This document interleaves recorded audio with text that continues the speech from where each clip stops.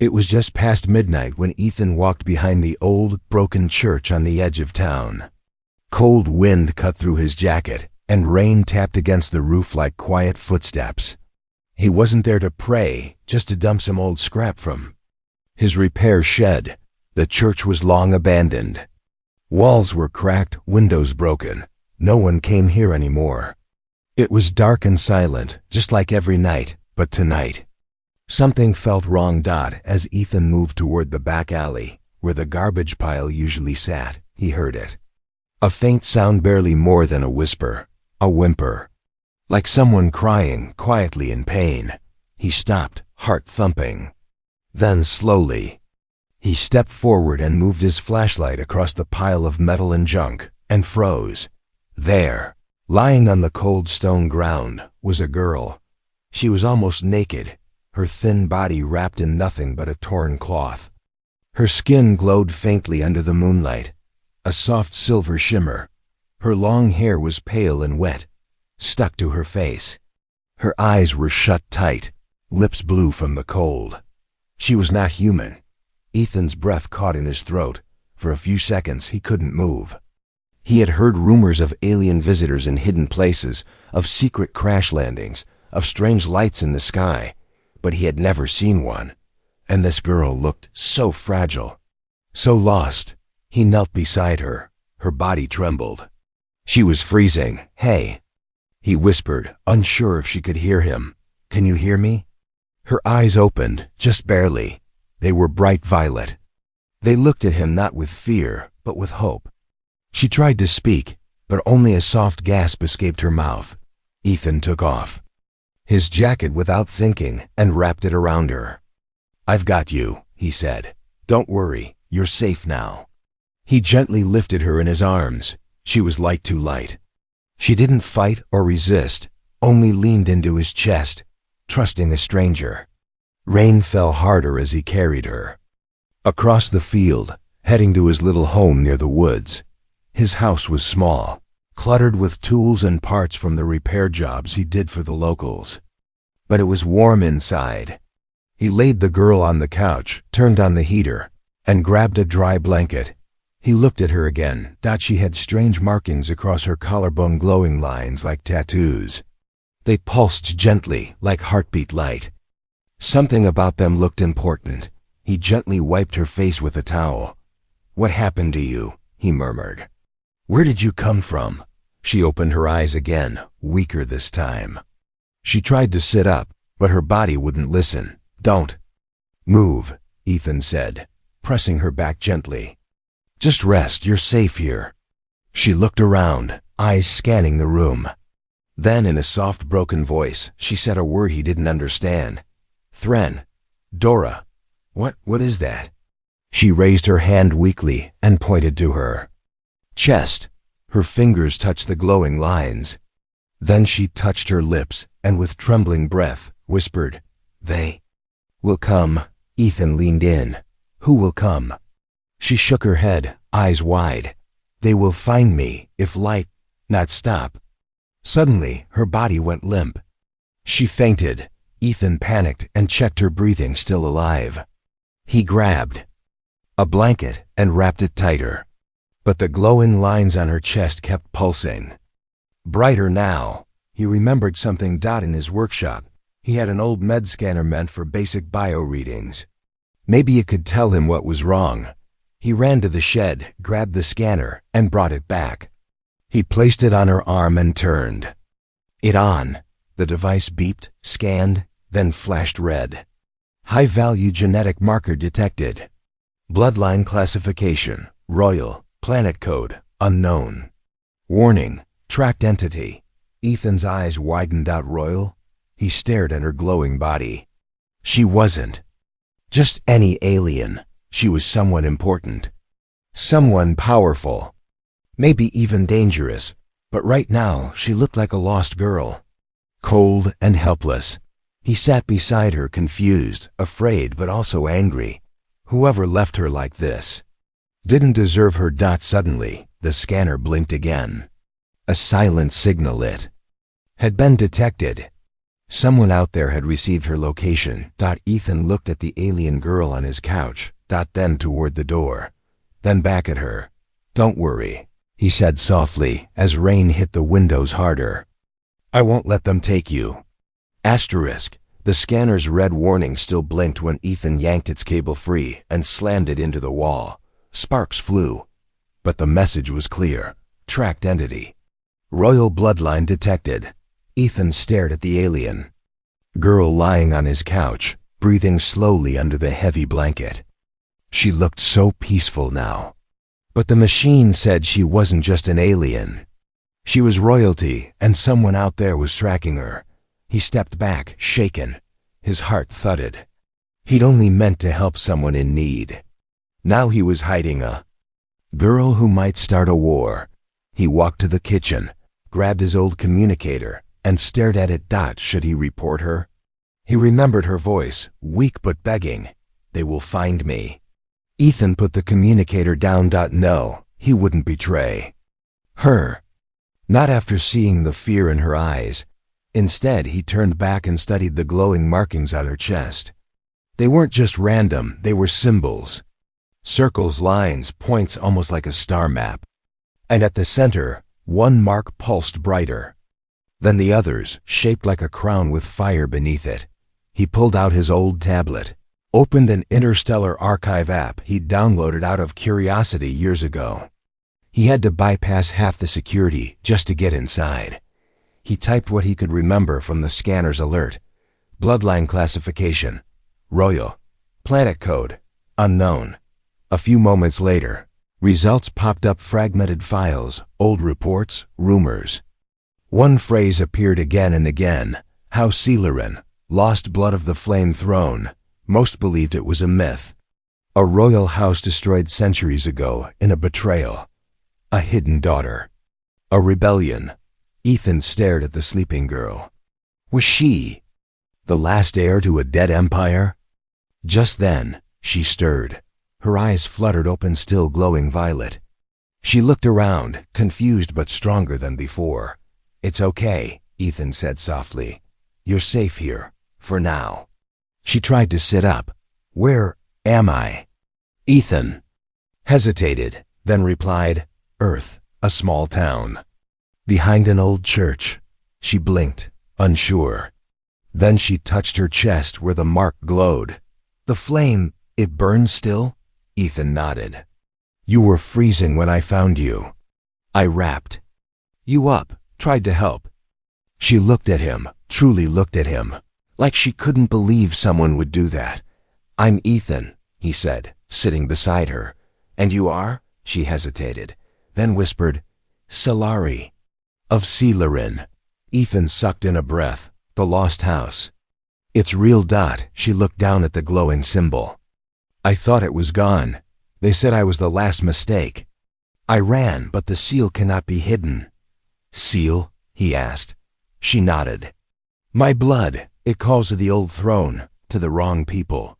Ethan frowned. "You mean people who want to hurt you?" Solari looked away. "People who want to own me." The room grew cold again, no wind, no chill. Just the weight of her words. Ethan stood up. "They tracked your signal. That scanner sent out something. Someone may already be coming." Her body tensed. "Then we must go. Now." "Go where?" She looked up at him, serious. "Anywhere but here. If I'm caught, they'll erase me. And you." Ethan didn't know what erase meant in her world, but her tone made it clear. It was worse than death. She tried to stand but wobbled. Ethan rushed forward and caught her. "You're still weak," he said. "You need time." She looked at him, then at the scanner's shattered remains. "You destroyed the call. You didn't turn me in?" He raised an eyebrow. "Should I have?" She smiled, small, tired, but real. "You're strange, human," he chuckled. "You're the one glowing like a star." She looked down at the mark on her chest. "It's the royal brand. It shows my bloodline. It burns brighter when I'm in danger." Ethan nodded. "Then we need to hide it." He pulled out a roll of thermal wrap from his workshop, something used to seal leaks. but thin enough to act like skin cover. Carefully, he cut a piece and gently placed it across the mark. It dimmed, just slightly. She watched him closely. "Why do you help me?"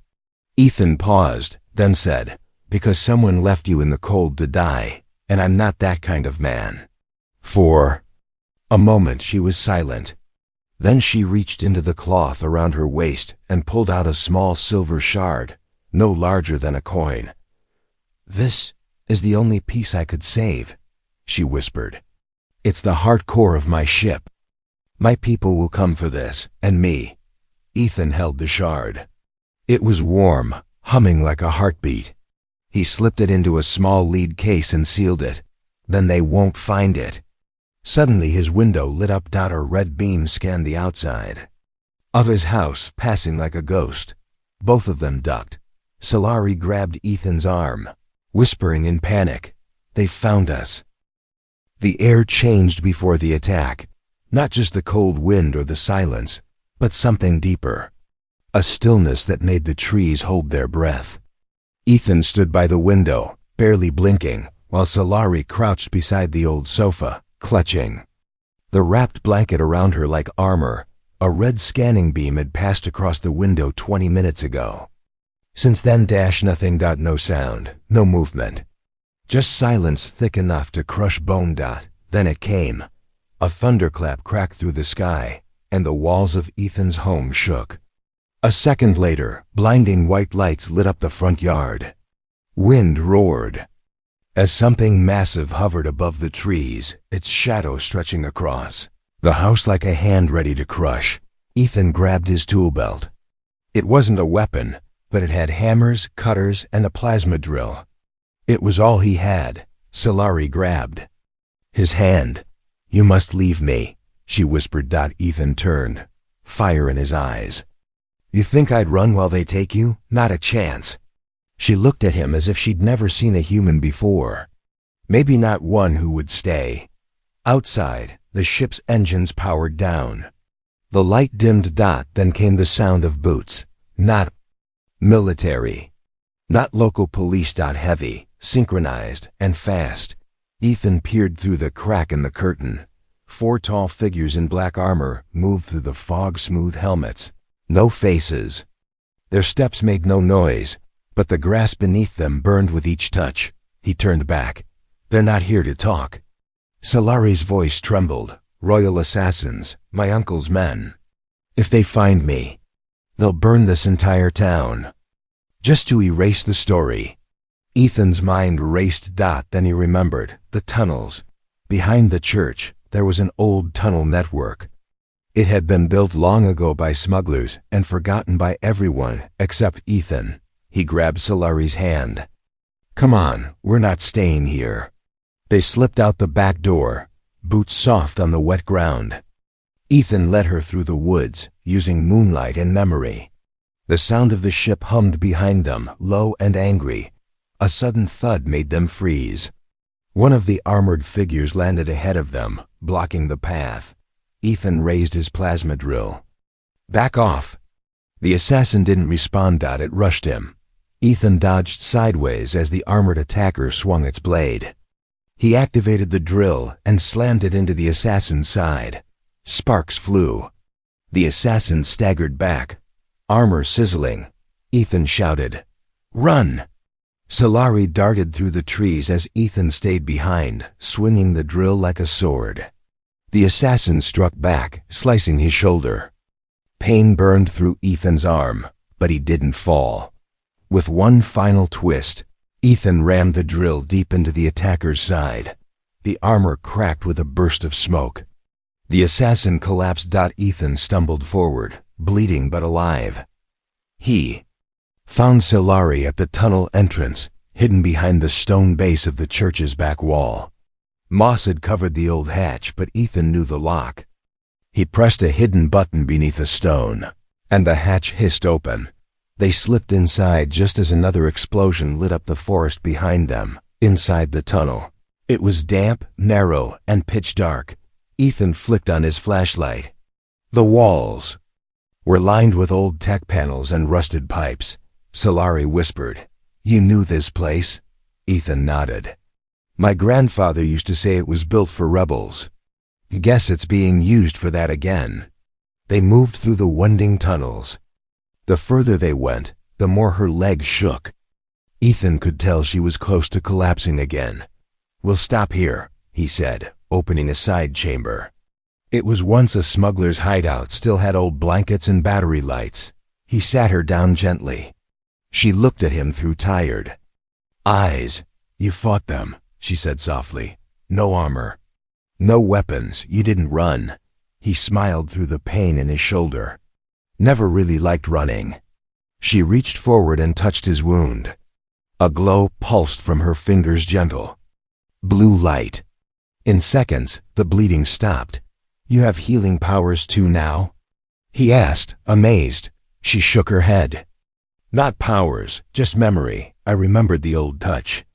It's part of the flame line. He stared at her. You're not just royalty, he said. You're something more, aren't you? She looked down. I was the flame's last daughter. Meant to rule, meant to marry for peace, but I refused. I wanted freedom, not a crown. He nodded slowly. And now they want you dead for that. She met his eyes. Or worse. They'll chain me to a throne I don't want. And turn me into their tool. Ethan sat beside her. Not if I can help it. For a moment, she said nothing. Then she whispered, You're not like the stories I heard of humans. He chuckled. What kind of stories? She leaned closer. That you're selfish, weak, primitive, he smiled. Well, I do like pizza. She laughed a real laugh, the first since he'd found her. But before the warmth could settle, the tunnel lights flickered. A deep rumble shook the ground. Ethan stood. They found the tunnel, he said. Solari's eyes widened. They're coming. The tunnel ceiling groaned above them.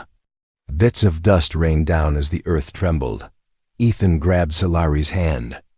Come on, we can't stay here. They ran deeper into the old tunnel. The sound of approaching footsteps echoed behind them, metal boots clanging, slow and sure. The assassins were no longer in a rush. They were hunting, and they believed. There was no escape. Solari's breathing grew heavy. The wound in her side from earlier had reopened. Ethan spotted a rusted steel door ahead and slammed it open. They slipped inside. It wasn't just a room. It was different. The air inside was warm, still, and glowing. Strange symbols covered the walls, carved into black stone. At the center stood a tall arch with a smooth, mirror-like circle of glass, not reflecting, but glowing from within like a dying star. Solari's eyes widened in shock. This place, it's not part of the tunnel. Ethan looked around. You recognize it? She nodded slowly. This isn't Earth tech. This is ... flame architecture. She stepped toward the arch. Her hands began to glow faintly with the same light. The room responded. Lights pulsed in the walls. The glass shimmered. I thought it was a myth, she whispered. The old kings hid vaults across the galaxy, emergency places. For escape, for secrets. Ethan stared at the glass. Secrets like what? Solari didn't answer. She reached toward the glass, and the moment her hand touched it, the mirror came alive. A projection burst into the air. Floating above them was a three-dimensional image of a tall woman with the same glowing eyes as Solari, dressed in layered robes made of gold and flame. Her voice was strong, yet sorrowful. To the last of my blood, if you are here. Then the line has failed, the house has fallen, and the throne no longer belongs to honor, but fear. The woman's image bowed. Her head. Within this vault lies one final gift, not a weapon. A decision. The projection disappeared. In its place, a pedestal rose from the floor. On it was a glowing cube, small, spinning, humming with quiet power. Solari stood frozen. I've heard of these, the decision cubes. Each royal house had one. Only those of blood can unlock them. Ethan glanced behind. He could still hear faint thuds from the tunnel. The assassins were getting closer. What's inside? She stepped forward. They hold ... control codes, ancient ones. Starfleet overrides. Hidden fleets, command rights, or self-destruct orders. One use only, one moment, one choice. Ethan stared. So this is power. Solari didn't move. I don't want it, but you might need it.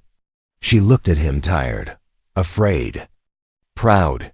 If I use it, I become what I ran from. Ethan stepped forward, gently lifting her hand and placing it on the cube. You don't have to use it yet. Just don't let them take it.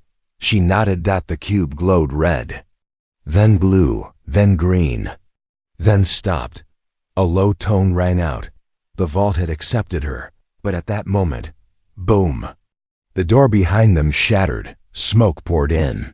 Silhouettes of 3 assassins appeared, their weapons raised. Ethan stood in front of her. He had no armor, no weapon, only a wrench he picked up off the floor. The assassins paused. Then one of them took a step forward. Ethan charged. He moved fast, swinging the wrench hard into the chest of the first attacker. Sparks flew, but the armor held. The second attacker raised a weapon, but before he could fire, Solari raised her glowing hand and slammed it into the vault pedestal. The entire room reacted. Light exploded from the walls. The mirror arch pulsed and let out a scream like ancient metal bending. A blast of force threw the attackers back against the stone walls. Ethan fell to the ground, but the force passed through him like wind. When the light died, the 3 assassins lay still, unconscious, or dead. The cube was gone, absorbed into Solari's chest, glowing under her skin. Ethan slowly stood, coughing. What was that? Solari looked at her hands, then at him. I activated the flame's will. That sounds terrifying, Ethan muttered. It was meant to be. Only to be used if the bloodline was truly in danger. They stared at each other in the dim glow. You didn't destroy anything, he said. You just warned them. She nodded. They'll think I've claimed my right, that I'm going to rise as queen. Ethan chuckled. You gonna sit on a throne? She stepped closer. I'd rather burn it down, but maybe I could rebuild something better. With help, he nodded. You've got my wrench. She smiled.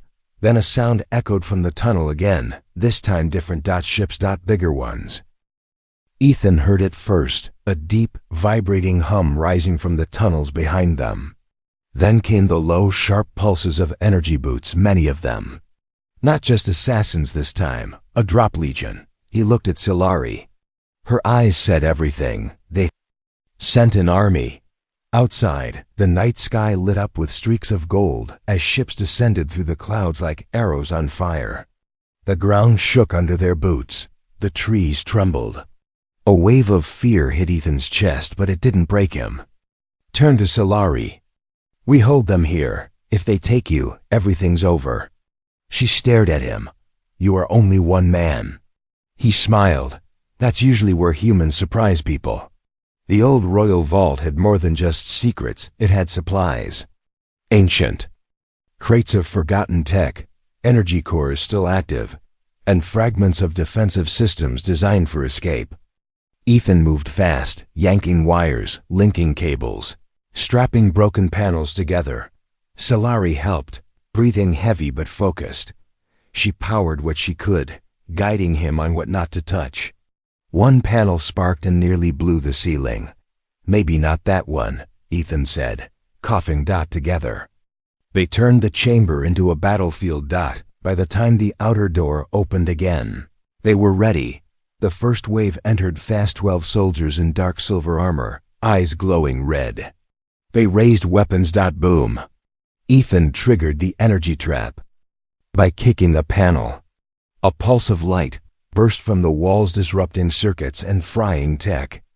Half the soldiers dropped instantly, their weapons dead, the rest charged. Solari stood tall now, her body glowing with the mark of the flame's will. She raised both hands, and a ring of golden light shot out, burning bright, but not killing.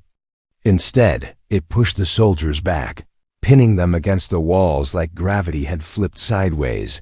Ethan ran in, wrench in hand, and slammed it into the lead soldier's chest plate. The armor cracked. Never underestimate a man with a wrench. He shouted. The others turned, but Solari sent out a second pulse of flame light. They collapsed, groaning. But it wasn't over. A new figure stepped through the smoke taller than the rest. He wore black royal armor, etched with the same flame symbol as Solari's, but twisted. His helmet opened, revealing a pale blue face with scars and burning yellow eyes. "Solari," he hissed. "You dishonor our name." Her lips tightened. "Uncle Carveth." Ethan raised an eyebrow. "You've got an evil uncle?" "Really?" Carveth sneered. "And you must be the pet human." Solari stepped forward. "He saved my life." Carveth's hand glowed. "Then he dies first." He launched a bolt of dark energy fast. Deadly. Ethan had no chance to dodge. But Solari threw herself between them. The blast hit her chest right on the royal mark. She screamed. But something strange happened. The cube inside her activated. A ring of pure white flame exploded outward, blinding everyone in the room. Carveth stumbled back, stunned. His armor cracked down the center. Solari fell to one knee, gasping. Ethan ran to her. "You okay?" She nodded weakly. "I didn't block it. The cube did." Carveth rose, fury burning in his eyes. "You have no idea what you carry, girl. The flame will is not a gift. It's a weapon of kings." Ethan stood in front of her. "Then you better learn what happens when a human grabs it too." He reached down and placed his hand on Solari's. The cube inside her glowed brighter. For a moment, it accepted him. Flame light ran up Ethan's arm, over his chest, across his eyes. Carveth stepped back. Impossible. No human can carry royal fire. But Ethan did. He raised both hands, now glowing with golden fire, and slammed them together. The room roared. A shockwave burst out like a thunderstorm of heat and force. Carveth was thrown backward into the stone wall, his armor shattered. Helmet crushed. He fell with a grunt. Silence. Smoke drifted through the chamber. Ethan stood, chest heaving, the glow fading from his skin. He turned to Solari. She looked up at him, stunned. "You held the fire." He knelt beside her. "Maybe I'm more than a pet human." She smiled through the pain. "Maybe you're the defender I was never supposed to find." Outside, the ships were landing, hundreds more soldiers. The real force. Ethan looked around the chamber. "We can't hold this place forever." Solari nodded. "Then we don't. We leave, but not as runners." She placed her hand on a vault panel. It opened to reveal a small ship, ancient, but sleek, covered in dust. "The flame escape," she whispered. "A royal courier, fast, hidden, and still armed." Ethan's eyes lit up. "Now that's what I'm talking about." They rushed into the ship, sealing the vault behind them. As the first soldiers entered the chamber, the flame escape launched through a hidden tunnel, exploding from the side of the mountain, leaving streaks of fire across the night sky. From below, Carveth's broken voice growled into his cums. "Send word to the Empire. The princess has risen, and she's not alone." The flame escape soared through the clouds like a ghost of light, silent, fast, and burning hot from its sudden launch. Inside, alarms beeped as old systems reactivated for the first time. In centuries. Ethan held tightly to the pilot's chair as the ship burst through Earth's upper atmosphere. The stars opened up around them, cold, wide, and endless. He glanced at Solari. She was slumped in the co-pilot seat, pale and shaking. Her breathing was shallow, and the glow from her royal mark flickered like a dying flame. "Solari," Ethan said, gripping her hand. "You're fading. What do I do?" Her lips parted slowly. "The fire. It's burning too fast. The cube. Too much energy." He looked at the console, scanning for medical tools. Nothing he could understand. And then, a pulse from the dashboard. "Warning. Royal core overload." Life host compatibility partial match detected nearby. What is that mean? He whispered, staring at the screen. It blinked again, this time showing a hologram of Solari's DNA royal bloodline symbols, layered and glowing. Then it showed his. Ethan's heart nearly stopped. A perfect match in one sector, ancient, buried. Genes, he wasn't fully human. At least not by the old galaxy standards. What the hell? He muttered. Saelar. I opened her eyes just enough to whisper. That's why the cube listened to you. Ethan stared at her. What does it want me to do? She coughed. Share your fire. He didn't understand fully, but instinct guided him. He sat beside her, took her hand, and gently placed it over his heart. The cube inside her began to glow again. But this time, the light passed into him. A soft warmth filled Ethan's chest. Not pain purpose. He saw flashes in his mind, visions of an ancient time, when humans were more than just colonists. When they stood beside the Flame Kings as allies, warriors, and lovers. Before the bloodlines split. Before the stars burned each other down. He saw a woman who looked like Solari, taller, older, kneeling beside a human man. Their hands joined. A promise made. Then it was gone. Ethan gasped. Solari's body stilled. Her shaking stopped. Her eyes opened clear, bright, royal. I'm okay, she whispered. Ethan grinned. You sure? Because I just saw a whole galactic movie in my head. She laughed softly. You saw the bond. The flame chooses only those who share its roots. You are part of it. He leaned back. Great. So I'm half royal space hero now. She looked at him. No, you're more dangerous than that. Outside, 2 enemy ships appeared on their radar. The flame escape pulsed its shields, but the pursuers were faster than expected. They're from my uncle, she said. Special units. Sent to intercept if we ever got off-world. Ethan cracked his knuckles. Well, I've had practice fighting in junkyards. He jumped to the weapons console, but the display blinked red. Of course the guns don't work. Solari smiled weakly. That's because the ship doesn't want me firing them. Ethan looked confused. She pointed at him. Try now. He pressed the trigger, and the ship responded. Turrets unfolded like wings. Lasers hummed to life. The ship growled with energy. Oh, Ethan said, grinning. Now we're talking. The chase turned violent. The 2 enemy ships fired plasma bolts. Ethan dodged, flying through asteroid debris like he was racing in back alleys. One enemy ship clipped a rock and spun off, spiraling into flame. The second. One stayed on them. Ethan spun the flame escape sideways, slipping through a narrow crack between 2 burning rocks. Hold on, he shouted. He turned sharply. Locking onto the final ship. He fired. Boom. The enemy exploded into blue sparks. Across the stars, silence returned. The ship steadied. Solari leaned back in her seat, staring at him. You shouldn't be able to fly this ship, or fire royal weapons, or share my blood bond. But you did all of it. Ethan looked down at his hands. I was just a mechanic back on Earth. She touched his wrist gently. Then maybe Earth gave the galaxy more than it realized. He looked at her seriously. What happens now? She turned to the window. Now, we go to the Archive Moon, the last place where royal history still lives. If we want to stop my uncle, we need the truth. The galaxy must remember who the flame was supposed to serve. Ethan nodded. And if they don't listen? She smiled. They will, because I'm not going alone anymore. Ethan reached forward, activating the nav system. The stars shifted.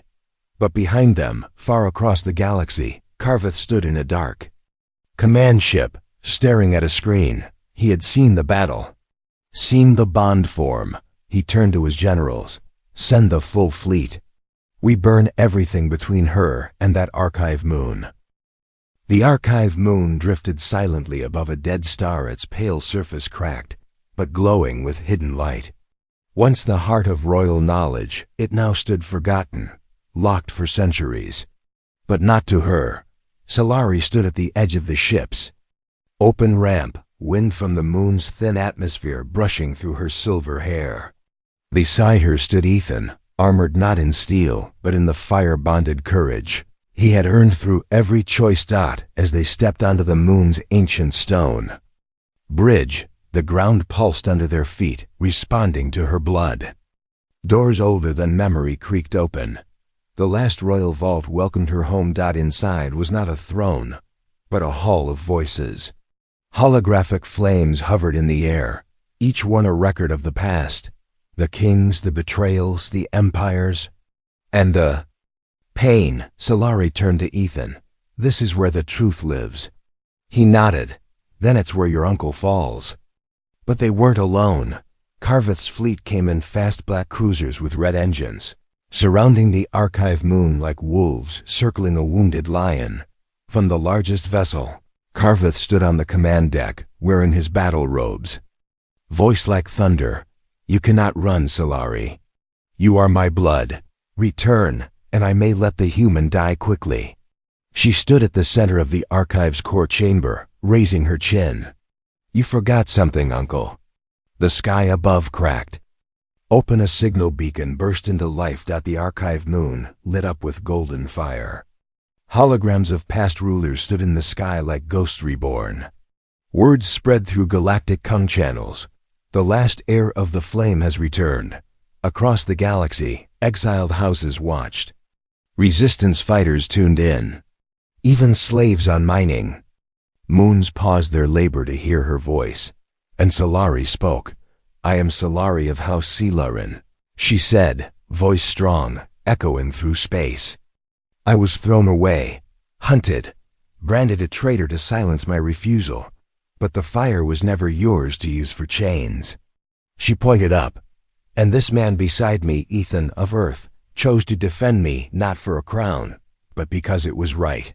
She turned to the great vault beside her. And now, I open the final royal command not as queen, but as a daughter of the broken galaxy.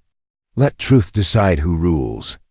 The vault unlocked. Inside was no weapon, no army, but a second cube, transparent, larger, older than the one before. Ethan stepped forward. What's it do? She looked at him.